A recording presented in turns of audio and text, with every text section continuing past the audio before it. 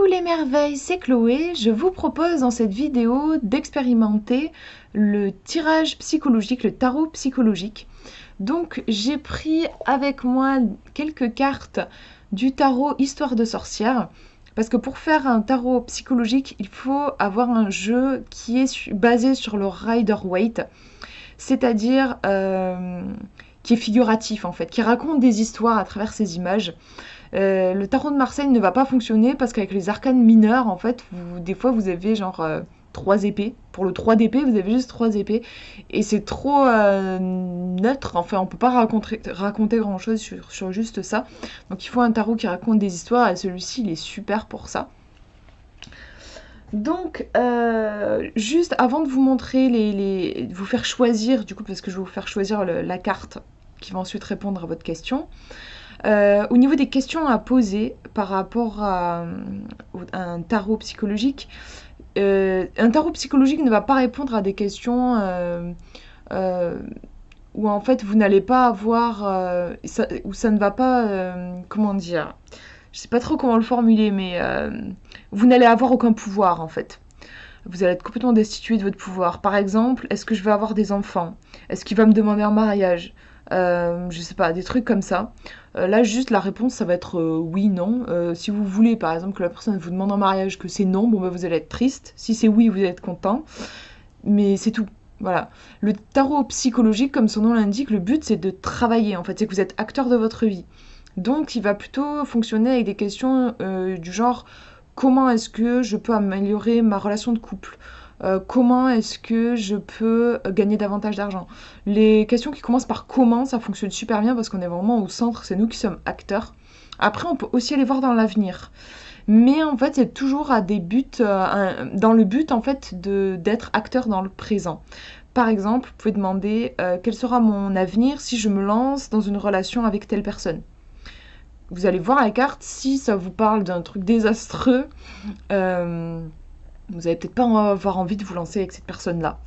En plus, la carte peut-être va vous donner des informations et peut-être que, vu comment sont les choses actuellement, ça ne va pas bien se passer.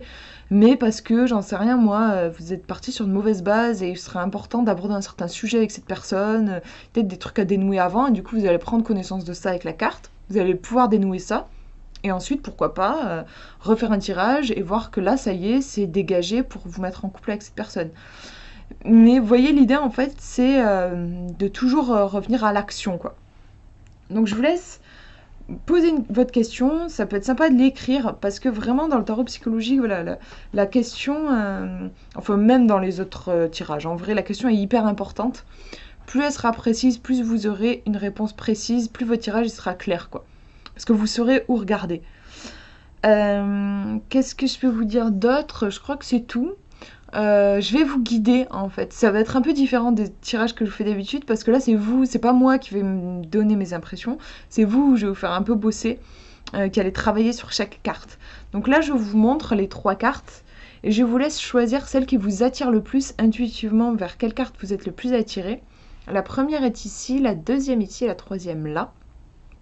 Voilà, je vous laisse faire votre choix. On va découvrir les cartes ensemble. Alors, je vais vous faire une version un peu express du tarot psychologique parce que j'ai étudié avec plusieurs livres et en vrai, il y a plein de méthodes différentes qui existent et ça serait trop long et un peu confus parce que je vous ai pas en face et tout.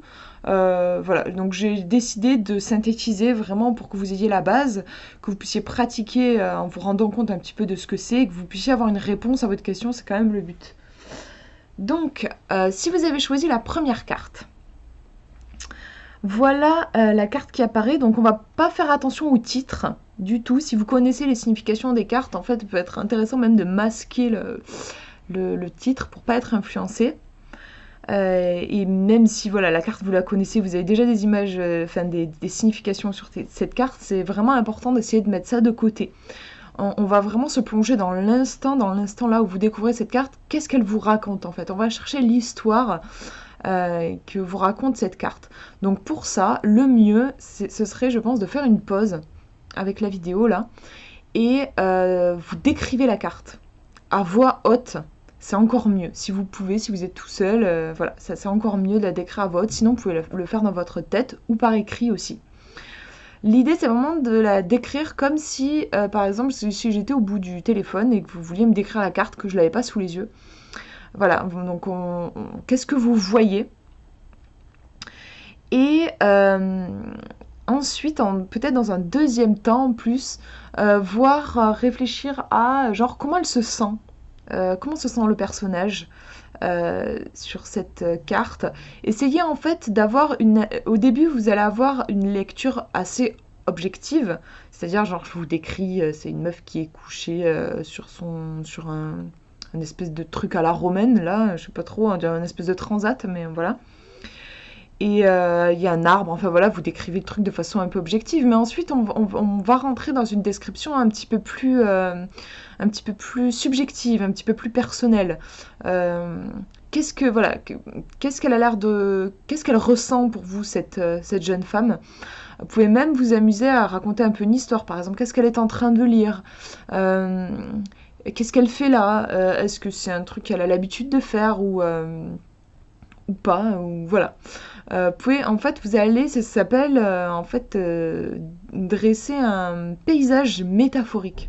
C'est-à-dire que vous allez dessiner toute une histoire, laisser votre imaginaire dessiner une histoire. Il n'y a pas bien voilà, d'écrire un roman sur la carte, mais voilà, vous posez juste des questions sur les émotions du personnage, peut-être les enjeux, c'est-à-dire genre qu'est-ce qu'elle fait là, pourquoi elle est comme ça. L'ambiance aussi générale de la carte, comment est-ce que vous vous sentez en essayant peut-être de rentrer dans la carte. Si vous imaginez à la place de cette jeune femme, par exemple, qu'est-ce que vous ressentez? Quelle est l'ambiance? Ensuite, une fois que vous avez fait ça, que vous avez répondu à tout ça, donc soit à voix haute, soit par écrit par exemple, vous allez faire le rapprochement avec votre vie déjà, votre vie personnelle. Est-ce que ça ne vous rappelle pas quelque chose? Alors ça peut être vous, ça peut vous rappeler quelque chose de votre vie. Ça peut aussi vous rappeler peut-être un personnage présent dans votre vie, une personne en fait présente dans votre vie. Par exemple, voilà, genre, elle me rappelle ma sœur qui est fan de lecture, voilà, ça peut aussi être ça.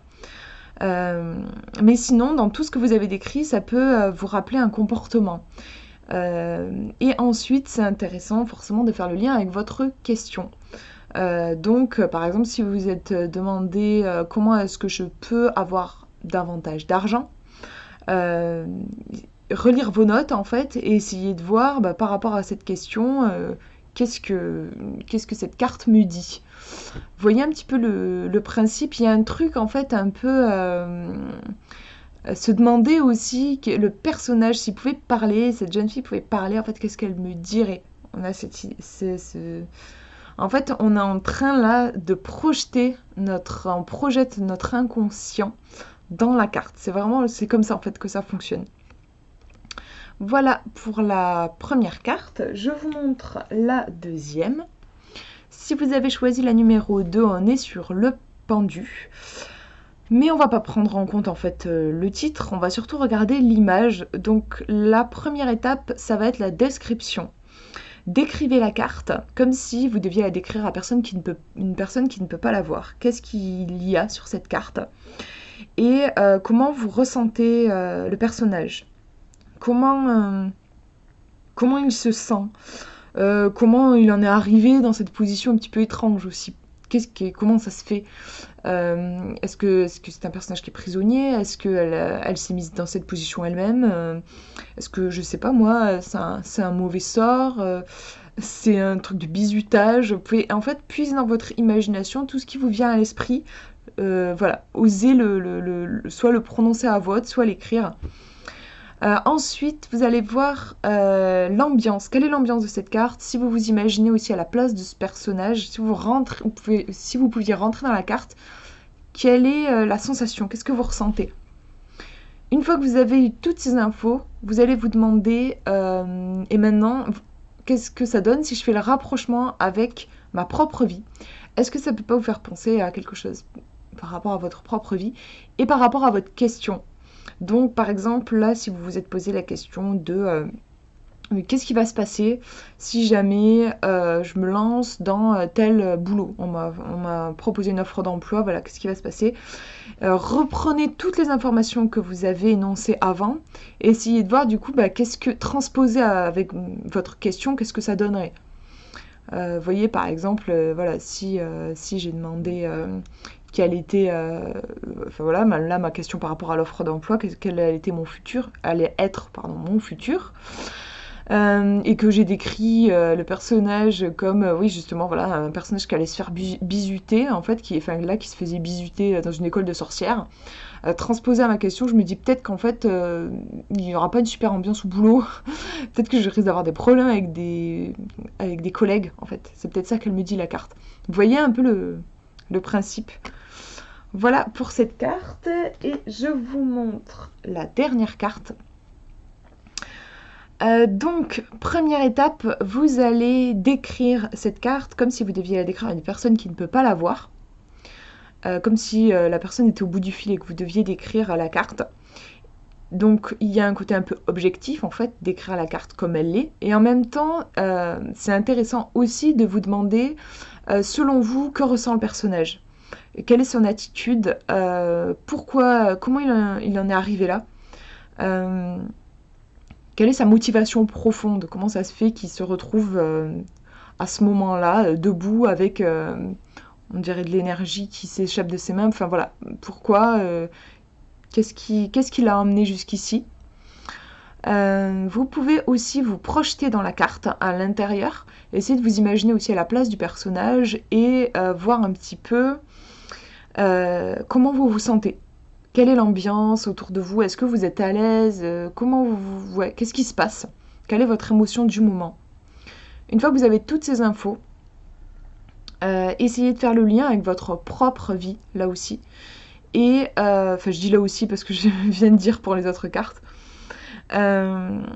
Et essayez de voir par rapport à votre question, faire le lien avec votre question d'origine.